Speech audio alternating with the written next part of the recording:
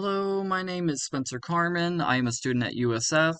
I am in the course ISM 4547, and today I'm going to be showcasing some of the elements that I've learned throughout this class and how you could apply this to a job.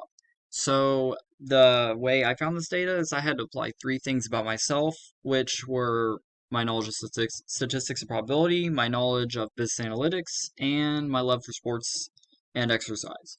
So, a company similarly does this, and that's ESPN, and they partnered with Disney to do this. And another company online that does this as well is 538 with ABC News. And so that's where I pulled my data from, and you can see my data on this tab. And so it just shows a couple different things about athletes, and what's important really is a couple of things, and you can do that by looking at the macros. So, for example, let's say you wanted to get the mean of the yearly salary of athletes. What you do is you would click this right here, and it would give you said mean. And then, if you wanted to look at the range of pay, which I'll explain, is you click this, and you can see there's a specific range. I set the baseline at $1 million. So if you're an athlete who got paid, you're going to have a range of 0. And if you're someone like Messi down here, your range and pay are not going to be very different because it's $1 million.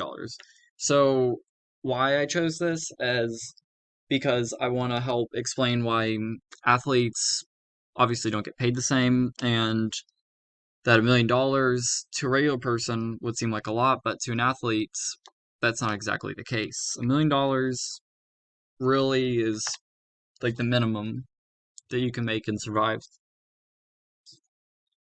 So I created an if statement to say just that. So if an athlete only made $1 million, then they're not paid enough. And if they make more than that, then they are paid enough. I also created a conditional macro, which shows you athletes younger than 25, because 25 is why I chose or anything under 25 is pretty young. I mean, that's someone who's either college age or just graduated college. So I just wanted to kind of highlight some of those people and show how well they've accomplished by even being on this data, by being that young. Because you also could see some of their accomplishments, and for some of them, it's really impressive what they've done at such a young age. And you've also got a way to sort the data using this macro, which is very helpful. And that's just if you want to like see the age in a clearer way. So yeah, that's it for that. And you can also see that there's a little formula here of an if statement, and that's what I created to do that. And then my next thing I want to showcase is a salary request form.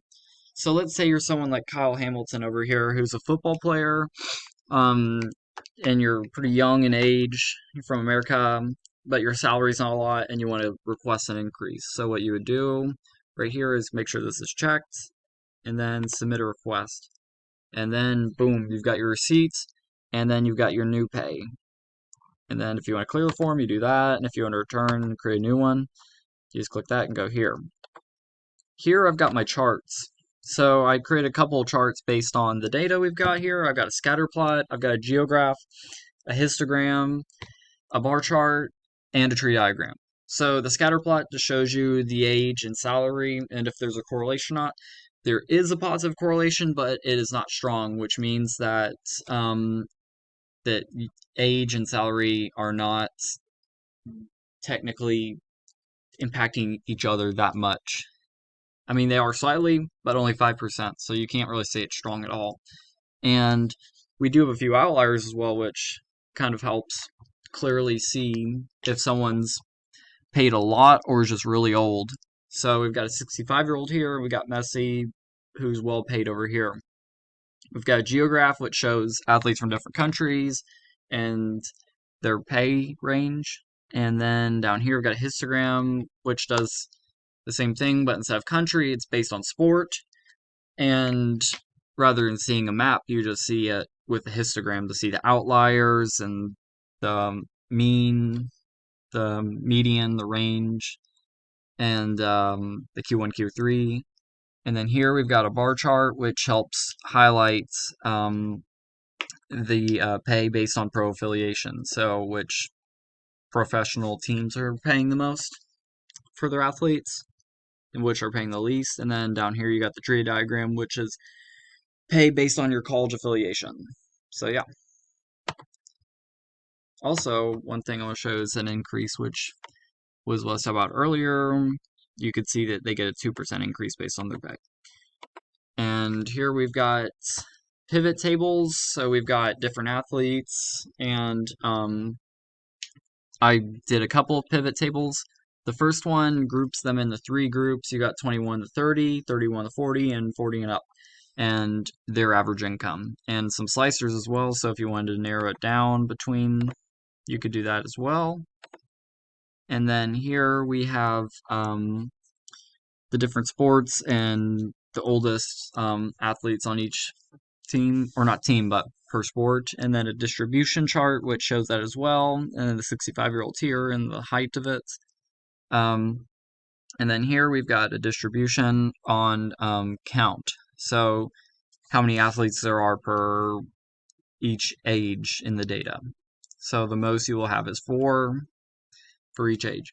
And then down here is the min and the max income for each pro sports team.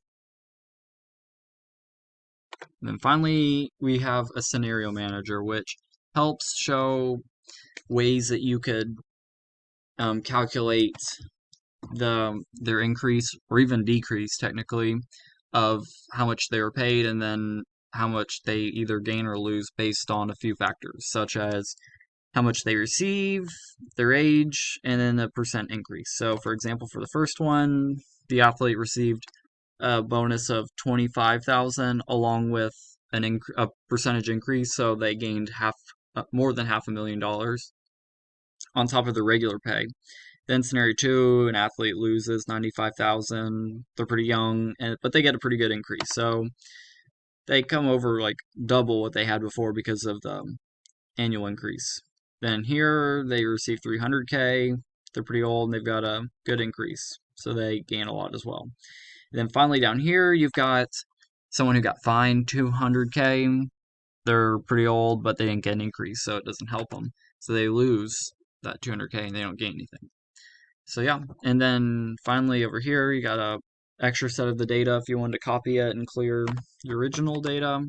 So for example, if I wanted to show this again to someone else, what I could do is just clear it here, clear the rules, and then just re-put it there. So yeah, that is pretty much it for my project. Thank you for taking the time to watch it. And yeah, that is pretty much it. Bye.